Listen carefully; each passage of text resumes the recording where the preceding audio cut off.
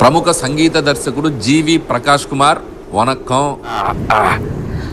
అది కంఫర్ట్గా అలా ఉండు. కంఫర్ట్. మన సినిమాలో పాటలు ఎలా ఉండాలంటే జీవి, క్లాసు పాట, మాసు పాట, ఎమోషనల్ పాట, మెలోడీ పాట, డీజే పాట, బీజిఎం పాట, ఇంకేదో పాట ఉండాలయా, ఆస్కారు పాట, గ్రామీ పాట. ఏమి టైం ఉందా జీవి నీలో? మ్యూజిక్ సిట్టింగ్ అని పిలిచి ఈ ఫిట్టింగ్ ఏంటి మహాప్రభు? ఏమి లేదయ్యా జీవి, నువ్వు హీరోగా బిజీ, ప్రొడ్యూసర్గా బిజీ, మ్యూజిక్ డైరెక్టర్గా ఇంకా బిజీ. ఒక్క మనిషి ఇన్ని పనులు చేయొచ్చా? బాగా కుళ్ళుబోతు మనిషిలా ఉన్నాడే.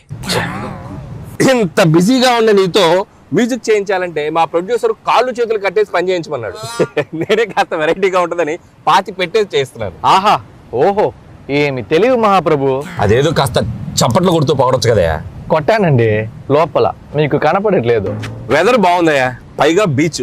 నీకోసం హార్మోనియం కూడా రెడీగా ఉంది. ఒక మంచి ట్యూన్ వాయించవయ్యా జీవి. ట్యూన్ కొట్టాలంటే హార్మోనియం ఉంటే సరిపోదా, 2 చేతులు 10 వేలు కూడా కావాలి. నీకో బంపర్ ఆఫర్ ఉంది జీవి, ఓన్లీ నీ 2 చేతుల్లో మాత్రం విడుదల చేస్తాను. Thank you sir.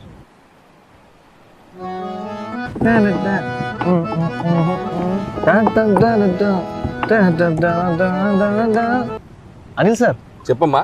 నాకు ఒక లిరిక్ రైటర్ ఇస్తే చాలా కంఫర్టబుల్ గా ఉంటుంది. లిరిక్ రైటరా? ఎప్పుడో రెడీ. అతన్ని పాతి పెట్టి 2 రోజులైంది.